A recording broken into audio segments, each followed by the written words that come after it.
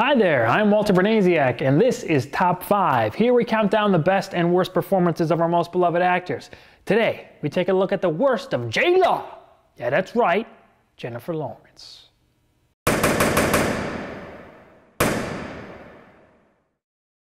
This Top 5 is the result of a Twitter poll I put up asking who should be the first actress covered on Top 5. If you want your voice heard, make sure you follow me on Twitter at awesome_Walter for more polls. The 26-year-old megastar has a great young career going for herself, with one Oscar win and several nominations. However, there have been a couple missteps on her road to success. So without further ado, here are J-Law's Top 5 worst performances. That's the last time I'll say J-Law. The girl's name is Jennifer Lawrence. Number 5, Alyssa Cassidy in House at the End of the Street. Lawrence starred in this horror movie the same year the first Hunger Games movie came out, and they pushed back the release of this film a couple months, so it was pretty commercially successful. It actually came in at number 1 on its opening weekend. However, the film is pretty generic for the genre, and Lawrence couldn't do much to save it with her performance. Sarah is a divorcee who moves to a small town with her daughter Alyssa to start anew. However, a house nearby has only one resident that the small town doesn't like. That resident is a young man named Ryan. Years earlier, Ryan's sister, Carrie Ann, murdered their parents and disappeared. When Alyssa starts a relationship with Ryan, what really happened to his family is revealed in shocking ways. Jennifer Lawrence isn't the only Jennifer in this movie. And why didn't you call me? I would have come to get you. Had to. Lawrence does her best with the material given to her. House at the End of the Street is a pretty bland, by-the-numbers horror film that doesn't do much to set it apart from the pack. A performance like this usually wouldn't be on this list, but with Lawrence's limited filmography, I had to choose something for the number 5 spot.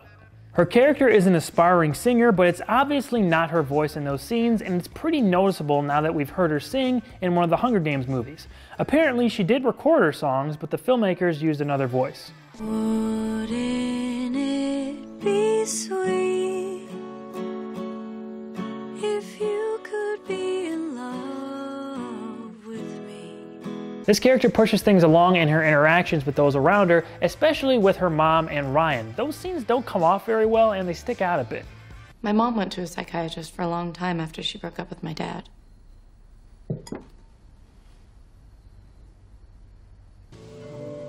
I like the way you see things. I like the way you see me. Like the movie, she's just kind of boring here. Things do pick up a bit at the end, but it's subpar for what we know she could do at this point.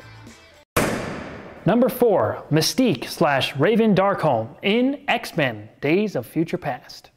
Lawrence's Mystique has become an easy target for people pointing out that she doesn't care about these movies, and I will say there are a few moments here when her disinterest is visible. In the 1970s, Dr. Bolivar Trask creates the Sentinels, giant robots that can detect the mutant gene and destroy them. You're a smart man. In the 21st century, those Sentinels are now highly advanced murdering machines that have wiped out almost all of mutant kind. As the remaining X-Men fight for survival, Wolverine is sent back into the 1970s to change how the Sentinels are created and avoid this dark, disturbing, and catastrophic future. I liked Lawrence's Mystique in X-Men First Class. The character was more energetic and she seemed to put more into it. Between First Class and Days of Future Past, she became one of the biggest stars in the world and honestly doesn't need the X-Men movies anymore. Her current persona doesn't even match up with being in a superhero movie right now, or at that time, especially this role in this series. While I really like Days of Future Past, maybe my favorite X-Men movie, making her the center point of this whole plot seemed obviously only done because of who she is now. If there were no Hunger Games and she didn't become as huge as she is, I think her role in these movies would have been reduced. The emotional scenes with her pack no real punch. Just because an actor can cry on command doesn't mean it holds any weight when the performance behind it just isn't there. She was doing bigger things and was the main part of a hotter franchise, so if she was disinterested, especially with putting on all that blue makeup, it showed. Number 3, Mystique / Raven Darkholme in X-Men Apocalypse. Again, due to a lack of more roles, I thought it was okay to put 2 of her Mystique performances on this list. And she's a decent amount worse in this than she was in Days of Future Past. In 1983, the father of all mutants, Apocalypse, is woken from his slumber. He then recruits his 4 mutant horsemen and begins his attempt to tear down this weak new world he's discovered and build a better one. The only ones standing in his way are the newly reformed X-Men led by Professor Charles Xavier. After Days of Future Past, X-Men Apocalypse left something to be desired. Lawrence is once again a big focus here, but now the movie around here doesn't have all that much going for it. Not that there isn't some good, strong stuff packed in there, but all in all, X-Men Apocalypse is just barely above average. Mystique is like a folk hero to mutants all over the world now after the ending of the last film. She's reluctant to accept this point of view others have of her and seems more apathetic than ever in Lawrence's third go-around as the character.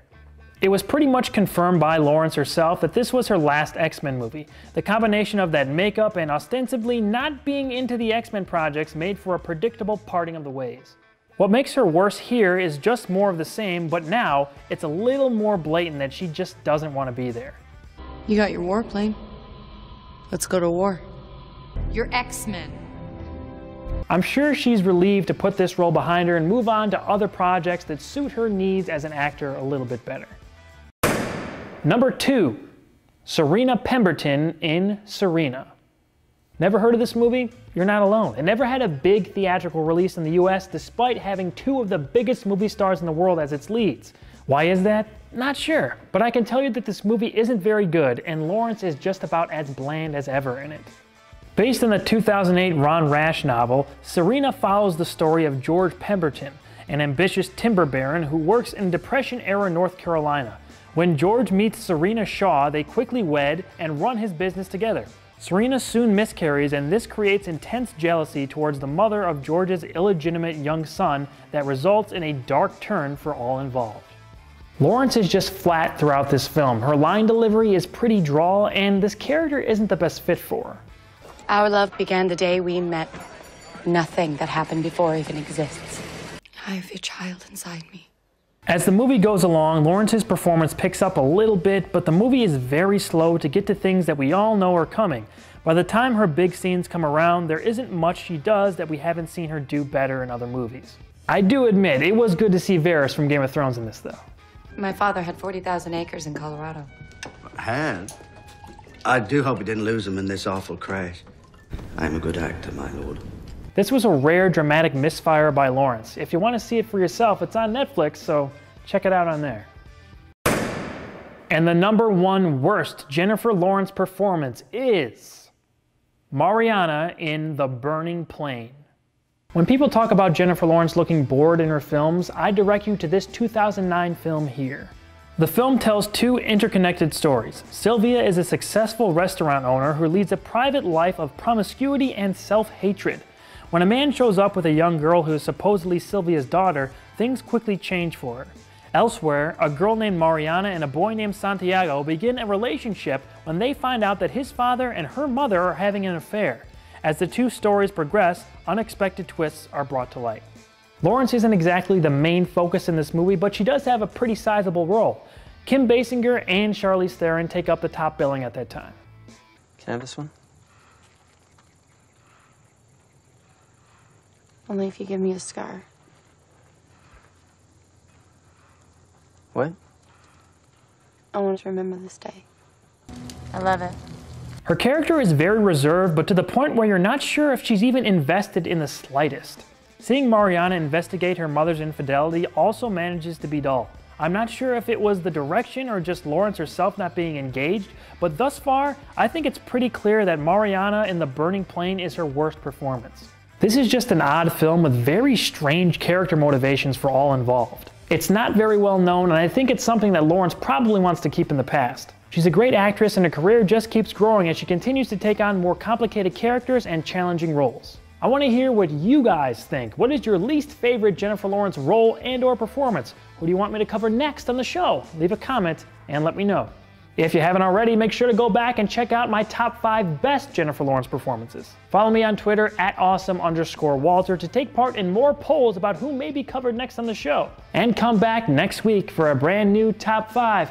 I think you'll like the next subject. You probably never had a friend like him.